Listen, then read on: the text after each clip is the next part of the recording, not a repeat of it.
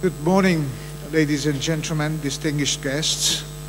It is my great honor to be representing the International Energy Agency, IEA, at this important event.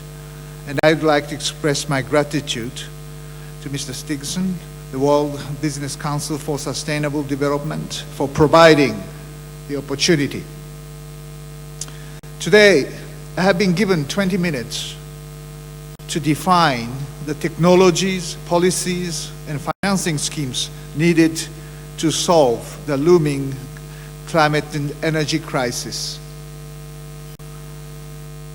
This is clearly a difficult task, but I will do my best. Before commencing, let me stress that the IEA's relationship with the business community is really of utmost importance to us, as it enables us to tap into the ingenuity of the private sector, which, after all, will be essential in overcoming the mounting tasks and risks to our energy future. We have been working together with Mr. Stigson and his colleagues at the WBSCSD for some time now on programs aimed at supporting improved industrial energy efficiency and advancing new energy technologies. Due to the success of this collaboration, we are now looking for even greater engagement with industry. Let me start by introducing two very different roadmaps for our energy future from our recent World Energy Outlook 2007 publication, which we have started about a month ago for the World Roadshow of this shocking report. The first, our reference scenario. It is quite simply shocking and not really sustainable. It shows that since this time last year, when my predecessor Claude Mandel released the 2006 edition of the World Energy Outlook, the long-term trends have actually been deteriorated and are now consistent with the eventual increase in average global temperature of up to 6 degrees centigrade to the end of the century. The second scenario, which we call the 450 stabilization case, may be better classified as scientific fiction rather than a scenario. It outlines one possible pathway of meeting the most ambitious of the IPCC's scenario of limiting the increase in energy in the average global temperature to 2.4 degrees centigrade. Let's look at the reference scenario in more detail. Unless government policies change, world primary energy demand is on track to grow by 50% between 2005 and 2030. The projected level of global demand in 2030 is about 4% higher than in last year's edition, almost entirely because of higher demand in China and India. Despite all the attention that is given to the renewable energy such as biofuels, wind, and solar, the reality is we are still heading towards a fossil fuel future. Oil, natural gas, and coal will remain the dominant source of primary energy worldwide, accounting for 84% of the overall increase in energy demand between 2005 and 2030. On the basis of our reference scenario, demand projections, we have modeled trends in energy-related carbon dioxide emissions.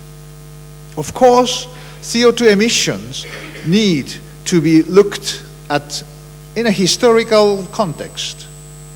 From 1900 to 2005, the United States and the EU countries accounted for just over half of cumulative global emissions, whilst China accounted for a mere 8% and India just 2%. However, in the reference scenario, China and India will generate 56% of the increase in emissions to 2030. By that time, per capita emission in China will approach those of OECD Europe. To be balanced, it is important to stress that a significant share of the energy used in China as an export-oriented economy goes to manufacturing its exported goods. We estimate that this component totaled 1.6 gigaton in 2004, or 34% of China's total emission. Now let's turn to the 450 ppm stabilization case. First, some background.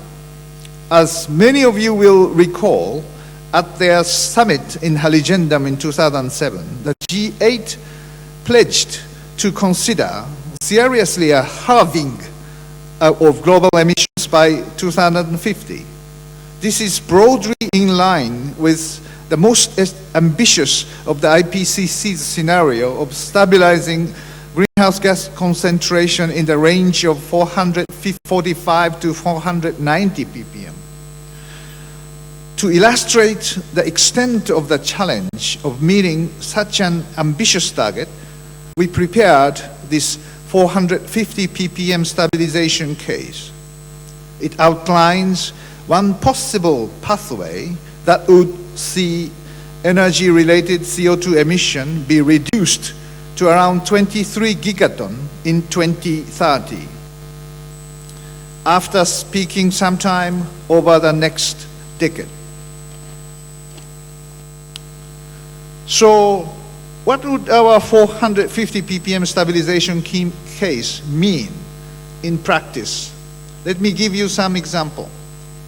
All power plants built from 2012 onwards would have to be carbon-free.